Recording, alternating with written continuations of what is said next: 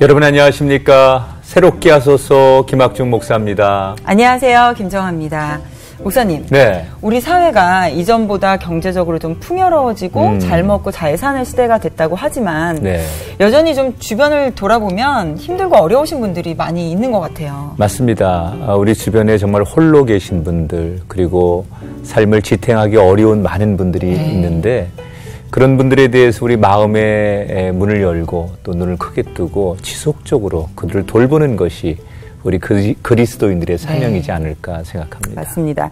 오늘 새롭게 하소서에 출연하신 분이 바로 이러한 이웃사랑을 몸소 실천하고 계신 목사님이십니다. 거리에서 외롭게 생활하는 노숙인들에게 따뜻한 가족이 되어주고 계신 분인데요. 어떤 분이신지 먼저 영상을 통해서 만나보시죠. 어린 시절 늘 배를 타느라 바쁘셨던 아버지, 그리고 일찍 돌아가신 어머니.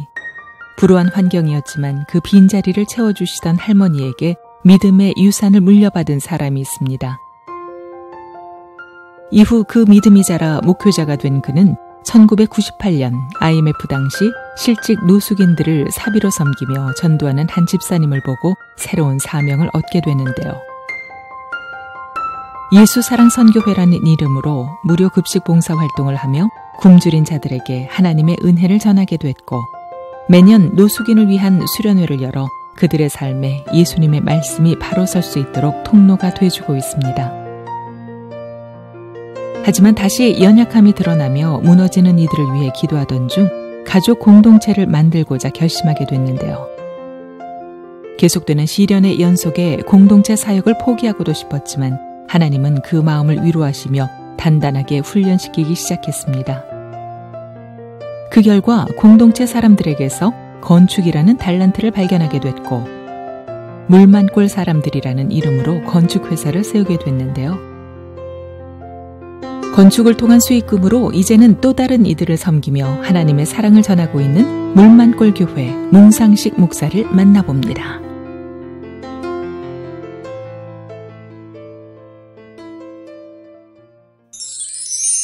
네, 노숙인들의 형제요, 또 친구요, 때로는 동료, 아버지가 되어 주시는 분이십니다. 네. 문상식 목사님 나오셨습니다. 목사님 어서 오세요. 안녕하세요. 네, 반갑습니다. 방송국 나오니까 어떠세요, 기분이? 예. 예. 조금 익숙한 것 같습니다. 익숙하세요. 네. 오늘 멀리 부산에서 오셨다고 이야기 들었어요. 오늘 바로 오신 거죠, 녹화 때문에. 그렇습니다. 그 공동체 식구분들이 뭐라고 좀 이야기해 주시던가요? 잘 다녀오라든지, 뭐 잘 녹화하세요라든지 어떤 말씀 안 해주셨어요? 네, 뭐 지금 뭐 합천에서 다들 지금 건축 공사하고 있기 때문에 너무 더워가지고 더워서 빨리 노는 게 지쳐있군요. 사실 좀 미안했습니다. 그러셨군요. 네, 어쨌든 잘하고 오라고 말씀 잘하고 오라고. 네, 현재 이제 물만골 교회, 이 교회를 담임하고 계신데 물만골이라는 이름이 독특한데 이게 지명 이름이죠? 그러게요. 그렇습니다. 예. 네, 물이 많다 그런 뜻인가요? 예, 물이 많은 골짜기다 그런 뜻입니다. 네. 그러면 다른 뜻은 없고요? 예, 다른 뜻은 없고요. 네. 어디, 부산 어느 지역에 있는 건가요? 부산에 사실 아주 중심에 있는데요. 네. 가장 가운데 있는 산이 황령산이라고 네. 예, 광안대교가 보이는 산이 있습니다. 네. 그렇군요. 크기 중턱쯤에 있는 마을입니다. 예. 그리고 이곳에는 그 사람들이 언제부터 이곳에 이렇게 들어와서 살게 되시는 겁니까? 아마 한 60년대부터 이렇게 들어오신 것 같아요. 예, 그래서 이제 밑에서 이렇게 갈 곳이 없는 분들, 그분들이 철거당했다든지 이런 분들이 한 분 두 분 올라오셔서 이제 그냥 무허가 집을 짓기 시작해서 그렇게 형성된 마을이라서 지금도 전체 건물이 다 무허가 건물로 되어 있습니다. 그럼 몇 세대 정도가 지금은 한 300-400세대 정도. 아, 그렇군요. 가건물이라고 하죠. 가건물은 아닌데 어쨌든 그 정식으로 등록이 안 돼 있는 무허가의 건물들. 사실 이곳이 영화 1번가의 기적이 촬영된 곳이라고 들었어요. 그럼 어떻게 처음부터 그 지역에서 개척을 시작을 하신 거예요? 아닙니다. 그 촬영할 그 해에 저희가 올라갔는데 예, 기존에 있던 교회에 있는데 여러 가지 사정으로 이렇게 문을 좀 닫고 있었는데 거기를 저희들이 좀 인수를 해서 올라가게 된 거죠. 그 몇 년도에? 2006년도죠. 2006년도에. 그러면 지금은 이렇게 함께 공동체 생활을 하고 계신 걸로 알고 있는데 몇 분이 같이 지금 지금은 우리 식구들이 11분 정도. 11명 정도가. 그러면 2006년도에 들어가셨으니까 10년 이제 벌써 넘은 세월이네요. 그 공동체 이름이 예향가족 공동체라고 이름을 이렇게 밝혀주셨는데 아무래도 처음에 이런 공동체를 하러 마을에 들어가셨을 때 중간에 들어가신 거니까 기존의 지역 주민들이 좀 이렇게 배타적이고 반대하시고 그러지 않았을까라는 생각이 드는데 어떠셨어요? 많이 배타적으로 그럼 하여튼 그 동네에 좀 모임이 불려가서 더 이상 이렇게 확대하지 않는다.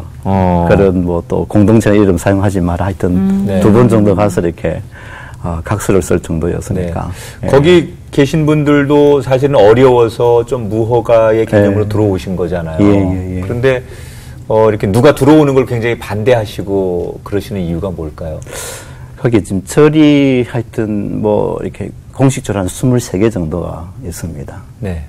그러다 보니까 전체적으로 마을 분위기 자체가 다 이제 좀 불교적이고 좀 미신적인 그런 마을이죠. 그러니까 목사님이 들어온다고 하니까 더더군다나 좀 더 교회 자체가 싫은 거죠. 교회 자체가 싫었고. 교회 자체가. 그럼 그 반대를 어떻게 좀 이겨내신 거예요? 그래서 거기는 일반적으로 뭐 어떤 예수 믿으라는 그런 전도 가지고는 오히려 역효과밖에 나지 않은 것 같아서 또 저희들이 간 게 어떤 교회를 개척하기 위해서 간 것이 아니고 우리 공동체 이분들을 양육하고 세우는 것이 더 큰 목적이었기 때문에 우리 형제들과 함께 마을의 섬김 사역을 꾸준하게 해왔죠. 겨울에 이제 연탄 배달을 한다든지 또 다른 교회 도움을 받아서 이렇게 단기 선교를 한다든지 또 뭐 집을 좀 수리해준다든지 하여튼 마을의 필요를 채우는 쪽으로 쭉 이렇게 섬겼죠. 그래서 그렇게 반대했던 지역 주민들이 이제는 이제 공동체를 적극적으로 찾아와서 건축에 대한 상담을 좀 많이 받으시고 또 그러신다고 하는데 어떠한 일들을 좀 주로 해주시길래 건축에 대한 거에 또 초점이 맞춰 있는지 궁금해요. 뭐 저희들이 이제 공동체다 보니까 또 공동체가 어떤 다른 분들 도움 받는 게 아니고 우리 스스로 좀 이렇게 좀 해결하자 그런 뜻이었기 때문에 공동체에 이제 자립하기 위해서 시작한 게 이제 공사였습니다. 건축일이었는데 거기에 이제 몇 년 되다 보니까 이제 좀 기술적으로 많이 이제 향상이 되어져서 그런 부분 때문에 마을에서 이제 저희들에게 싸게 또 기술적으로 이제 잘 지어드리니까 건축을 해달라 뭐 그런 부탁이 들기 시작한 거죠. 건축을 처음부터 잘 하시진 않았을 거고 처음에 어떤 건축이라고 하는 것이 조금 기술도 필요하고 여러 가지 그 숙련공이 돼야 되잖아요. 어떻게 건축을 시작하시게 된 거예요? 처음에는 이제 기술이 필요 없는 인력을 나간다든지 아니면 이제 철거라든지 이런 것들은 특별한 기술이 없어도 되는 거니까 그거부터 시작을 했는데 다른 정식 회사하고 좀 MOU를 맺어서 가서 이제 기술을 배우기도 하고 또 뭐 물만골 안에서만 해도 한 20채 이상을 저희들이 지었으니까 또 바깥에 하고 뭐 많이 지어가면서 이제 기술이 이제 숙련이 되어져서 지금은 정식 건축회사로 등록을 해서 그렇게 공사를 하고 그럼 있습니다. 공동체 식구들이 각각 이제 자기의 전문 분야가 좀 있겠네요. 여러 가지 건축에 필요한. 맞습니다. 그걸 다 이제 배우신 거죠. 다 배우신 거죠. 그럼 총 몇 채 정도 지금까지 지신 겁니까? 뭐 정확하게 저희들이 뭐 한 건 아닌데 그 물만골 안에는 저희는 수리를 많이 했고요. 이제 완전히 재건축이나 이제 신축하는 부분들은 그래도 한 30채 가까이 있는 것 같아요. 그렇군요. 그게 처음에 어쨌든 기술을 배워야 하는 부분들이 있잖아요. 근데 같이 공동체 생활하시는 다른 분들께서 그거에 잘 좀 익숙해 하시던가요? 좀 잘 적응을 하시던가요? 기술을 배우고 뭔가를 하는 것에 대해서. 그 기존에 조금 이렇게 기술을 갖고 계셨던 분들도 있었어요. 그러니까 그분들이 좀 더 그것을 좀 더 발전시키기도 하고 또 건축하면서 본인들이 알지 못했는데도 갖고 있는 은사들이 있었어요. 거기서 발견을 발견이 되어지고 개발이 되어지고. 그렇죠. 어떤 분은 이제 목수의 재질이 좀 있고 어떤 분은 뭐 용접에 은사가 있는 분이 있고. 목사님은 어디에 은사가 있는가요? 주로 어떤 일을 담당하시는지. 저는 주로는 미장이나 이제 근데 시멘트 만지는 벽에 적은 써 있는 그것도 미장이나 시멘트도 굉장한 기술이 필요해요. 그럼요. 이렇게 바르는 것도 굉장히 일률적으로 곱게 해야 섬세해야죠. 되는데. 그 어떻게 그런데 은사가 있다고 언제 발견하신 거예요? 올라갔어 이제. 그전에는 건축건자도 몰랐죠. 근데 어쩔 수 없이 배워서. 하다 보니까, 이제 숨겨져 있는 재능이 있더라고요. 본인이 볼 때, 소위 이렇게, 다른 하시는 분들하고 비교하면 내가 어느 정도까지 된다 이런 자부심이 좀 있으세요, 이제는? 거의 이제 완전 A급은 아니고요. 네. 그래도 이제 A급 정도는. 미장의 A급이면 굉장히 비싼 그렇죠. 돈인데. 기술자죠, 기술자. 예, 일당이 좀 비쌉니다. 네. 사실 어떻게 보면 노숙 생활을 하시는 분들과 함께 생활하시면서 어떻게 보면 그분들의 재능을 발견해 주시고 또 직업도 찾아주신 격이잖아요. 노숙인 분들에게 든든한 가족이 되어주고 계신 것 같은데 목사님은 과연 어떤 가정에서 성장을 하셨을까 좀 궁금해지거든요. 목사님 좀 가족들 얘기 좀 해주세요. 저는 이제 태어난 그 고향이 통영에서 배를 좀 더 타고 들어가면은 욕지도라는 데가 있습니다. 네, 거기에서 태어나서 초등학교 졸업하고 부산으로 이렇게 왔죠. 근데 섬에서 살다 보니까 사실은 이렇게 넉넉하게 살지 못하고 가난하게 살았던 것 같습니다. 저희 이제 할머님이 30대에 할아버지한테 이렇게 직룡 가셨다가 돌아가시는 바람에 가부가 되셔가지고 저희 아버님 또 작은 아버님 두 자녀를 이제 키우셨죠. 그리고 이제 저희 아버지가 결혼을 하시는데 저희 어머님이 또 이렇게 영장실조로 얼마 안 돼서 이렇게 폐결핵에 좀 걸리셔가지고 또 오랫동안 좀 앓으시다가 제가 중학교 1학년 때 돌아가셨어요. 그래서 참 할머님이 어떻게 보면은 뭐 가난한 데다가 병든 며느리 또 이제 여러 손자들 어떻게 보면 할머님이 저희들의 어머니 역할을 해주신 거죠. 그런 환경 가운데 살았는데 솔직히 저는 뭐 나이가 어리다 보니까 지금 생각하면 인생이 가장 행복했던 시절이 아마 스멜서의 생활인 것 같아요. 그러나 아마 어른들은 참 많이 힘들고 고달픈 인생을 살아셨겠죠. 그러면은 거의 뭐 할머니가 나의 어머니와 같은 존재였다라고 이야기하셨는데 할머님은 그럼 어떠한 분이셨어요? 뭐 이렇게 성품이라든지 사랑을 좀 많이 주셨었나요? 30대 홀로 되셔가지고 뭐 가족을 이끌어 오셨으니까 사실은 참 뭐 이렇게 부드럽고 그런 거 전혀 없죠. 한마디로 이제 욕쟁이였었죠. 근데 제가 뭐 어릴 때 이해를 못했지만은 어른이 되고 나니까 그 험악한 세월을 이렇게 이겨내는 것 자체가 또 여자 혼자 몸을 이겨내기 위해서 거칠 수밖에 없었겠구나 그런 생각을 했죠. 그렇지만은 겉모습은 그렇지만은 이렇게 제 내면의 어떤 부분들은 하나님 의지하는 신앙이라든지. 또 이렇게 주위 사람들, 이웃들을 돌아보는 그런 어떤 마음이라든지 그런 부분들이 있어서는 지금은 지나고 가니까 참 존경스러운 신앙인이다. 그런 생각을 하고 있습니다. 할머님이 신앙을 가지고 계셨나요? 예. 어릴 때 이제 저희 기억으로는 전기가 아마 제가 초등학교 좀 지나서 들어온 것 같아요. 호롱불 밑에서 이제 같이 할머님이랑 온 가족이 모여서 가정 예배 드린 기억이 많이 있습니다. 많이 있고 또 할머님이 교회에 이제 종을 치셨는데 새벽마다 이제 종을 치셨는데 그때 이제 이 종을 치다 보면은 이렇게 밧줄이 이게 풀어져서 이렇게 고장 날 경우가 있습니다. 그 할머님 올라가시니까 저희 작은 형님이나 저나 둘 중에 한 명 이렇게 데려가서 이제 뵙기시면은 올라가서 이렇게 수리하고 뭐 그런 식으로 하다 보니까 어릴 적부터 사실은 아주 교회와 이렇게 가까운 친근한 놀이터 같은 그런 곳이 되어졌죠. 그럼 다른 형제분들도 다 정말 비슷하게 그 할머니와 함께 호롱불 밑에서 예배하던 것 그리고 종을 치셨다는 것은 그 교회의 이제 핵심, 기도대장이라는 얘기인데, 새벽 기도 정확하게 안 빠지고 알람 시계보다 더 정확하신 분이 옛날에 종 치시는 분들이었는데, 그 일을 하셨다는 것은 굉장히 정확하셨다는 분인데, 그렇죠. 그런 영향을 많이 받으셨겠어요. 뭐 그런 것 같습니다. 뭐 어릴 때 직접적으로 이렇게 영향받았다고 생각 안 했는데, 세월이 갈수록 거기에 이제 저절로 몸에 배어진 것 같습니다. 다른 형제분들도 지금 뭐 이렇게 하나님의 사역을 하시는 분들이 있으신가요? 네, 저희 큰형님이 장로신데, 사실은 이게 마도로서 이제 배를 타셨어요. 네. 주로 외국 산성을 타시는데, 거기에 교회가 없으니까, 저희 이제 형님이 교회를 만드셔가지고, 네. 선원들하고 같이 모여서 예배를 드리는, 선원 선교사 사역을 많이 하셨어요. 네. 그리고 저희 둘째 형님, 작은 형님은 지금 목사시고요. 아. 네. 할머니께서 삼형제 모두 목회자가 되게 해달라고 기도를 네. 하셨다는 이야기를 들었는데 사실인가요? 예, 저 할머니나 저희 어머님이 하여튼 매일 그렇게 기도하셨다고 들었습니다. 기도가 이루어졌네요. 네. 그걸 다 듣고 계시고. 네. 네, 할머니나 어머니께서 그렇게 기도는 하셨지만 스스로 좀 내가 목회자가 돼야겠다라는 또 결심이 있어야만 또 그게 또 그 길을 갈 수가 있는 거잖아요. 그렇게 결심했던 계기들이 좀 있으셨어요?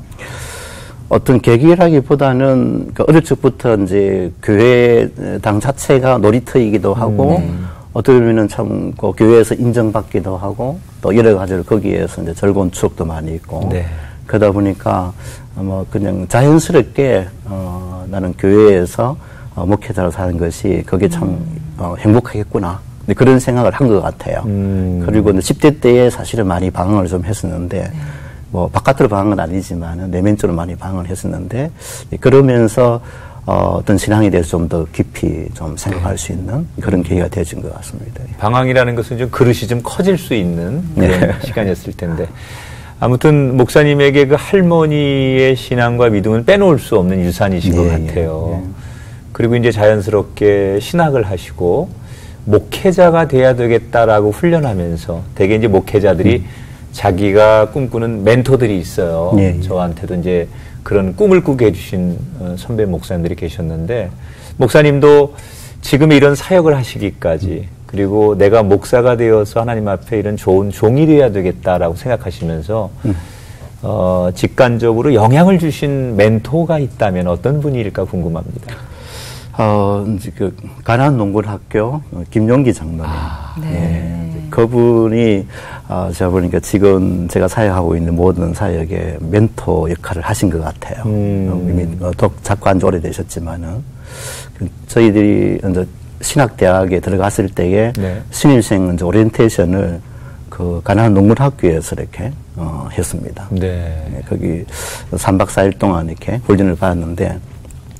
훈련 받으면서 또 거기에 이제 개척해서 이렇게 세워놓으신 여러 가지 것을 보면서 그동안 사실은 내가 어느 삶의 어떤 방향을 정하지 못해서 좀 방황한 부분이 있었는데 이제 그걸 보고 그걸 들으면서 내가 가야 될 이 길이구나 하는 그런 결단을 거기서 한 것 같습니다. 그러니까 대학교 신학대학에 처음에 그 입학해서 처음 만났던 분이 김용기 장로님이셨군요. 그런 거죠. 어떻게 보면 그 장로님을 통해서 정말 내가 목회자가 돼야겠다 해서 이 길을 이렇게 걷고 계신데 이제부터는 좀 우리 목사님의 그런 선한 영향을 받아서 주님을 알게 되신 분들의 이야기를 좀 듣고 싶어요. 노숙인 사역에 언제부터 좀 관심을 갖게 되셨는지가 좀 궁금하거든요. 98년도에 예, 그때 이제 나라 전체가 이제 IMF 사태라고 해서 좀 이렇게 많이 힘들었지 않습니까? 그 대량 실직 노숙인들이 이제 발생할 그때에 제가 거기 이제 부목사로 있던 교회에서 여자 집사님 한 분이 이제 몰래 이제 자기 자비를 털어서 빵과 두유를 사셔서 이렇게 부산역 광장에서 이제 그분들에게 이렇게 나눠드리시면서 복음도 전하고 위로하시는 그런 사역을 하셨어요. 그 집사님이 그 오카노 목사님이 했던 제자훈련반을 제가 했었는데 거기 제자훈련반에 같이 훈련 받았던 분이세요. 그래서 그분이 좀 뭐 힘들으셔서 좀 도움을 좀 요청하는 그런 계기가 되어져서 제자훈련 받았던 남자 여자반들 그분들 중심으로 같이 한번 이렇게 성김 사역하자. 성경의 핵심이 이웃사랑이지 않냐.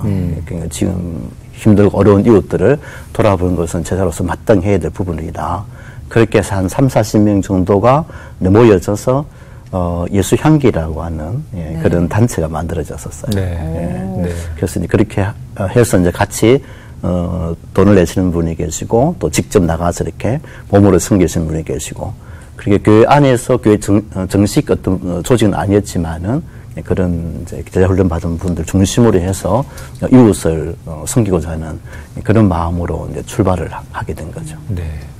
어찌 보면 좀 아주 우연치 않게 노숙인들을 만나게 되시는 거네요. 그러니까 내가 직접 찾아간 것도 아니고 교회 안에 어떤 집사님을 통해서 건너 만나시게 됐는데 지나놓고 보니까 하나님께서 목사님에게 콕 집어서 네가 이 일을 해야 된다라고 그렇게 부르신 것 같은데 여러 가지 우리 노숙 형제들을 위해서 사역하시는 가운데 빼놓을 수 없는 게 무료급식을 오랫동안 해오시고 계시다고 들었어요.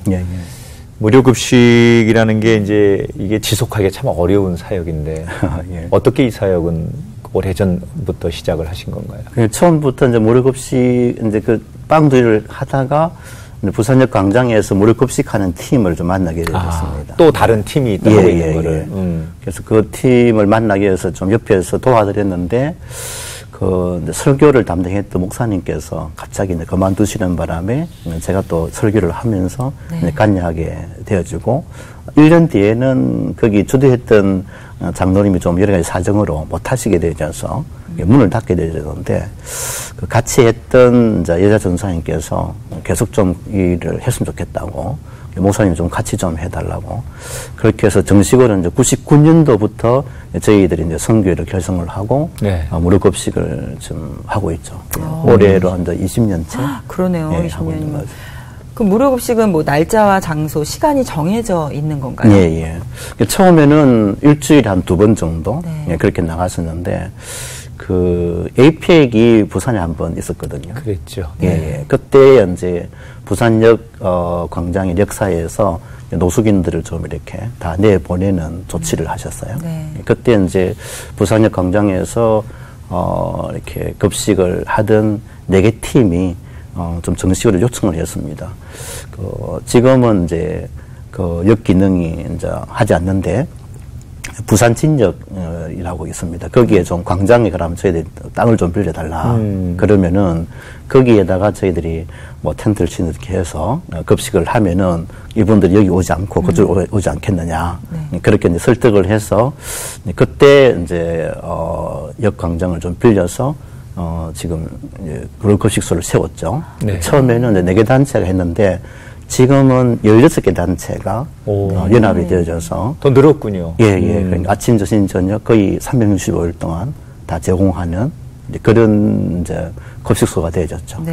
그리고 아마 내년쯤에는 시에서 이제 3층짜리 300평짜리 급식소를 이렇게 지어줄 겁니다. 그럼 거기에서 이제 좀 이렇게 계속해서 급식을 할 것 같습니다. 매일매일 그러면?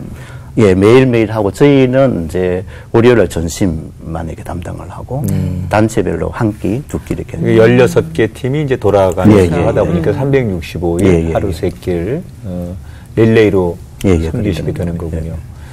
이게 사실은 재정적으로 좀 죄송스러운 편이지만 많이 뒷받침이 돼야 되는데 재정적인 것들은 어떻게 감당을 하시는지요? 처음에는 뭐 전적으로 후원에 의존할 수밖에 없었죠. 의존할 수밖에 없었는데 공동체를 시작하면서부터 저는 후원보다는 우리 공동체 식구들이 이제 벌어온 돈 거기에 이제 우리 선교 사역의 이제 거의 3분의 2 이상을 차지할 정도로 그렇게 해줬죠. 그래서 공동체 식구들이 그렇게 한 이유가 사실 목사님도 알겠지만 이 얻어먹는 것이 이게 좋은 거 아니지 않습니까? 어쩔 수 없이 한두 번 얻어먹는 것은 괜찮겠지만은 평생 동안 당신은 옛날 사람들이 빌어먹으라 이렇게 하지 않습니까? 그죠? 그거는 저주지 않습니까? 그죠? 도움 주는 것이 복된 것이지 도움 받는 것이 복된 것은 아니지 않습니까? 그죠? 그래서 공동체를 시작하면서 우리 식구들에게 이제 계속 이야기했던 부분들이 여러분도 이렇게 참 얻어먹는 것이 좋지 않지 않느냐. 사실은 노숙하시는 분이 처음부터 바로 이렇게 얻어먹지 않거든요. 할 수만 있으면은 얻어먹지 않고 자기 힘으로 다시 이제 회복시켜 보려고 애를 씁니다. 진짜로 며칠 굶어서 죽겠구나 싶을 정도가 됐을 때에 무료급식소에 오시는 분이 대부분이거든요. 그래서 이제 그분들을 이제 설득을 한 거죠. 그래서 우리가 뭐 혼자서는 안 되겠지만 우리가 좀 서로 힘을 합쳐가지고 우리가 더 이상 다른 분이 도움으로 사는 게 아니고 우리 힘으로 한번 살아보자. 그리고 좀 더 나아가서 우리가 좀 다른 삶을 돕는 좀 그런 삶을 사는 게 안 좋겠냐. 그게 하나님께서 원하시는 것이라고 생각한다. 그래서 에베소서 말씀을 또 이렇게 이야기하죠. 도둑질하는 데 이상 도둑질하지 말고 남에게 나눌 것이 있는 자가 되라. 그 말씀을 통해서 이제 이야기했는데 처음에는 사실은 잘 못 알아들으시는데 계속 이야기하다 보니까 네. 이분들이 그걸 지금은 인정하세요. 그렇게 해서 저희들이 그 월급을 드리는데 정식 회사니까 절반은 본인들의 필요를 위해서 쓰지만은 절반은 자기들 생활비 겸 또 우리 선교비를 다 내세요. 네. 이제는 뭐 든든한 동역자가 네, 되어 주셨네요. 예. 네. 완전 동역자죠. 네. 예. 근데 목사님 이렇게 무료 급식 사역 외에도 매년 아주 특별한 수련회를 하신다고 들었거든요. 네, 어떤 수련회인가요? 그러니까 노숙하시는 분들, 이제 길거리에서 노숙하시는 분들, 네. 이분들을 위한 신앙 수련회죠. 네, 그러니까 3박 4일 동안 하게 돼 있는데 올해 이제 아마 12월 달쯤 돼서 할 텐데 30번째 그렇군요. 모임을 하게 된 것 같습니다. 네. 거기에 이제 처음에는 저희들이 처음부터 시작한 건 아니고 네. 서울에 이제 민족사랑이라고 있습니다. 그러니까 거기에서 IMF 터진 그 해부터 그 거리에서 이제 방황하신 분들을 초청해서 그런 이제 수련회를 시작을 하셨더라고요. 그리 하시다 그분들이 영남 지방에도 좀 이런 좀 모임을 가졌으면 좋겠다. 그런 마음이 계셔서 저희들이 이제 무료급식을 하고 있으니까 처음에는 좀 인원을 좀 동원해달라. 네. 그렇게 해서 이제 참여하게 되어지는데 한 3회째부터인가부터는 저희들이 전투를 맡아서 이제 해서 지금까지 오게 된 거죠. 표가 재밌더라고요. 예. 표가 매년 같은 표죠. 예, 사람답게 대접하자. 사람답게 대접하자. 예. 네. 네. 그 표를 딱 걸면 이렇게 오시는 분들이 어떤 반응을 보이시나요? 뭐 표를 걸지는 않는데, 네네. 예, 이제 저희들의 이제 목적 자체가 네. 사람 대접하자. 이제 그게 초점인데 그 이유가 이 노숙하시는 분들에 대해서 제가 처음엔 잘 몰랐는데 이분들을 이해하면서 이제 IMF 때의 노숙인은 그는 아주 특수한 노숙인입니다. 예, 그는 이제 실직으로 인한 노숙인이고요. 원래 이제 예전부터 있었고 지금도 있고 앞으로 있을 노숙인들은 실직이 원인이 아니고 이제 사회복지진 용어로 지속적인 사회적 배제의 산물이 이렇게 합니다. 그러니까 사회적 배제. 그 말은 이제 어릴 적부터 해서 지속적으로 사람답게 성장하고 성숙되어지기 위해서 받아야 될 여러 가지 지원들이 있습니다. 그리고 물질적인 것뿐만 아니라 정서적인 것, 관계 맺는 법들, 여러 가지 많은 부분들이 있는데 이걸 사실은 뭐 학교에서 배우기도 하지만 가정에서 배우기도 하고 또 어떤 여러 관계를 통해서 배우는데 그걸 그런 길을 가지지 못한 분들이 대부분이더라고요. 네. 예, 그러다 보니까 이제 그 상담학 용어로 아주 이렇게 뭐랄까요? 성인 아이들이죠. 예, 몸은 성인이시지만은 네. 실제적으로 성인으로서 어떤 자기를 관리하고 다른 사람을 돌보고 갈 수 있는 그런 능력 자체가 사실 결절되어 있는 분들이죠. 그리고 그 말은 이제 어릴 적부터 사람으로서 이제 받아야 될 여러 가지 인격적인 대우라든지 그런 부분들을 받지 못했다는 뜻인 것 같습니다.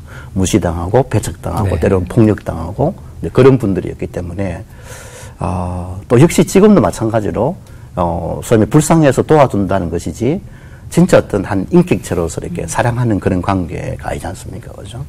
그래서 이제 그분들이 그것 때문에 사실은 깊은 상처가 있는 분들이죠. 예. 그래서 3박 4일 동안만이라도 이분들을 그동안 받아보지 못한 대접, 네. 사람으로서 마땅히 받아야 될 부분인데 받지 못한 그런 대접을 하자.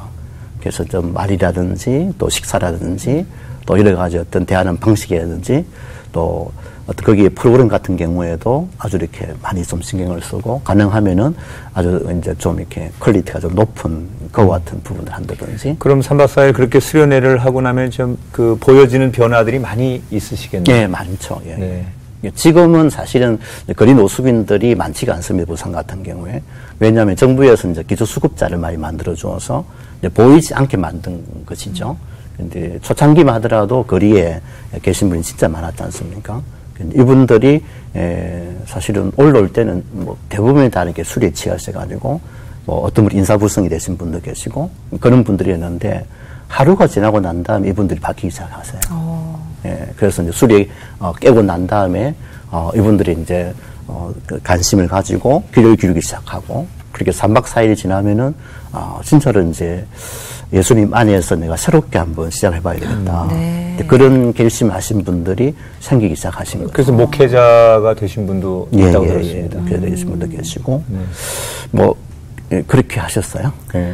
이게 수련회를 통해서 그러한 이제 내가 주님의 뜻대로 새롭게 살아가겠다 했지만 또 다시 옛날 생활로 돌아가는 경우들이 있잖아요. 그렇죠. 일상으로 네. 또. 뭐 100%죠.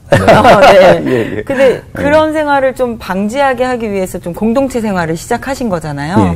근데 그렇게 공동체 생활을 같이 하다 하더라도 내가 예수님을 만났다고 하더라도 그 안에서 그 상처받는 일들, 내가 선한 일, 주님의 일을 한다고 했지만 그 안에서 또 아프고 또 상처받는 일들도 있으실 것 같은데 혹시 어떤 일들로 좀 상처가 많이 되셨었나요? 처음에 제가 공동체에 대해 전혀 모르고 시작을 했다가 6개월 만에 사실은 이제 문자가 박살이 났습니다. 네, 이제 이럴 줄은 몰랐어요. 공동체만 박살난 게 아니고 제가 그때 다른 신도시 지역에서 교회를 개척했었는데 그 교회도 사실은 이렇게 개척을 이렇게 그만둬야 될 정도로 또 가정적으로도 엄청난 데미지를 입게 되어지고 그런 뭐 하여튼 상처투성이인 어떤 제도가 되어버렸었는데 근데 하나님의 은혜로 한 1년 뒤에 다시 또 공동체를 시작하게 해주셔가지고 그 실패를 통해서 많은 걸 배웠습니다. 그래서 그 실패한 가장 큰 원인이 뭐냐면은 인격적으로 대화하지 않았었습니다. 공동체라고 이제 했지만은 공동체가 아니고 시설이었습니다. 그래서 제가 어떤 규칙을 정해놓고 이 규칙을 지키라. 이 규칙 지키지 않으면은 나가야 된다. 뭐 이런 식의 거기 시설이죠. 그게 말로는 이제 가족이다 하고 공동체다 하지만은 실제로 그분들에 대해서 그 깊은 어떤 사랑이나 존중하는 마음이 없었던 게 가장 큰 실패의 원인이었던 것 같아요.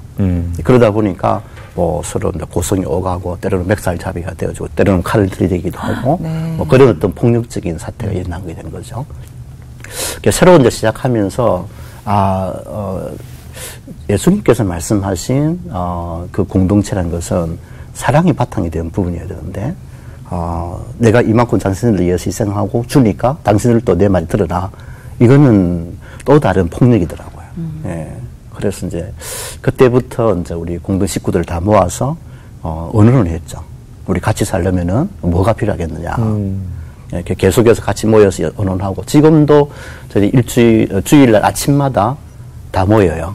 모여가지고 1시간 정도 같이 이렇게 이번 주에는 어떤 일을 한다. 또 어떻게 좀 했으면 좋겠다. 또 하시고 싶은 이야기 해라.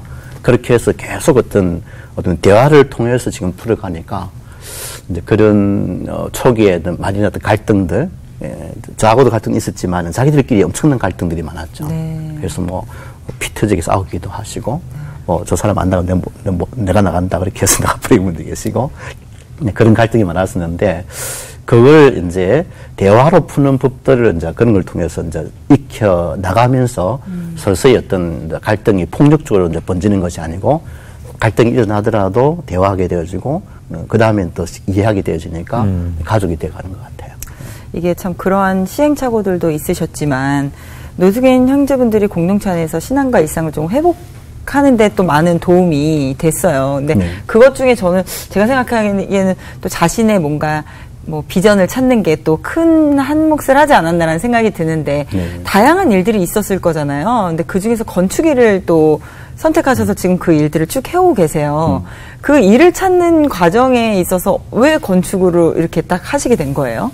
처음에는 농사를 시작했습니다. 그런데 농사를 너무 이렇게 쉽게 봤습니다. 텃밭 정도 하는 것은 사실은 뭐 쉽게 할 수 있는 부분도 있는데 이걸 가지고 어떤 이렇게 돈을 벌어서 생활한다는 것은 그는 자기 소유의 땅이 있어야 되고 또 기술이 네. 있어야 되고 또 판로가 있어야 되고 이게 참 복잡하더라고요. 네. 그래서 결국에는 다른 땅을 빌려서 3년 동안 열심히 개간하고 실패를 하고 문을 닫아버렸습니다. 네. 그래서 이제 전체 다 식구들 모아놓고 우리가 돈도 없고 아무것도 없는데 뭐 했으면 좋겠노. 그래서 결정한 게 우리가 어쨌든 몸은 뭐 건강하지 않지만은 어쨌든 힘을 쓸 수 있으니까 노가다부터 합시다, 목사님. 그렇게 되어져서 아까 말씀드린 것처럼 이제 처음에는 이제 몸으로 하는 인력이라든지 네. 아니면은 이제 철이라든지 그걸 갖다 시작하게 된 거죠. 네. 이제 이렇게 오랫동안 사역하시면서 뭐 사모님들이나 가족들의 헌신도 참 많이 있었을 거고, 뭐 그런 이제 감사의 마음들 가지고 계시잖아요. 예. 네. 항상 그렇게 도와주시는 분, 섬겨주시는 분들, 보이지 않는 곳에서 기도해 주시는 분들, 그런 분들의 모든 뜻이 모아져서 목사님의 귀한 사역이 이루어졌다고 생각하고, 예수님이 이 땅에 오시면 아마 그 사역을 가장 먼저 하시지 않을까 저희도 그렇게 생각하면서 마땅한 일을 귀하게 잘 하시는 목사님께 감사를 드립니다. 마지막으로 목사님 기도 제목 그리고 앞으로 또 계획이 있으시면 나누시면 저희가 함께 응원하고 축복하겠습니다. 저희들이 계속 이제 기도하는 제목은 좀 넓은 땅을 달라고 기도하고 있습니다. 네. 뭐 도시 근교면 좋겠지만은 그렇지 않더라도, 왜냐하면은 제가 이 사역하면서 사회복지 공부를 따로도 했었습니다. 했는데 일반 사회복지가 조금 이렇게 과장된 표현으로 말하면 인간복지는 아니시더라고요.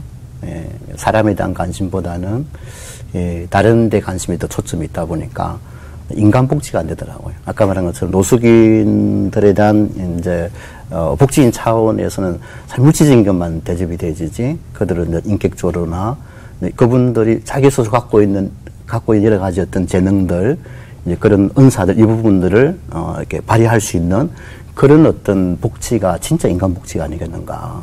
그저 가만 앉혀놓고 이렇게 갖다 주어서 먹게 하는 것이 아니고 그분들 주신 하나님의 은사, 그분이 주신 하나님의 어떤 뜻이 있을 거란 말입니다. 그것을 발견하게 하고 그것을 자기들이 발견할 뿐만 아니라 그것을 갖다 발휘해서 진짜 이런 받는 자리에서 주는 사역자의 자리로 나갈 수 있도록 하는 거. 이게 좀 적어도 이게 교회가 해야 될 복지가 아니겠는가.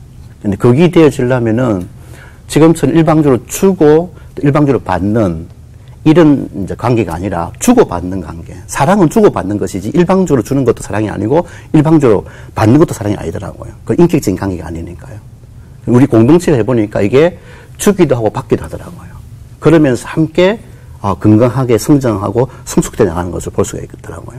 그래서 그런 공동체 마을을, 복지 공동체 마을을 만들었으면 좋겠다. 그래서 거기에는 일방적으로 주기만 하고 일방적으로 받는 게 아니라 그게 자기에게 맞는 어떤 일거리가 제공되어지고 그걸 통해서 또 다른 사람이 도움을 주게 되어지고 그렇게 진짜 더불어서 사랑으로서 살아가는 가족이 되게 하는 거. 이게 제가 볼 때 하나님께 원하시는 복지가 아니겠는가. 교회가 해야 될 복지가 아니겠는가. 그리 되려면은 좀 땅이 좀 넓어야 되니까. 땅만 주어지면 저희들이 지금 건축실을 갖고 있잖아요. 네. 뭐 3분의 1도 안 되는 가격으로 이렇게 할 수가 있는 부분들이니까. 그래서 땅만 주어진다면은 그런 좀 넓은 장소에서 지금 우리 건축밖에 못하지만은 연약한 분들도 할 수 있는 다양한 어떤 일거리를 좀 개발하고 그렇게 해서 좀 진짜로 좀 더불어서 성숙돼 갈 수 있는 그런 복지 마을을 만들고 싶다. 근데 그게 저희들의 기도 제목입니다. 네.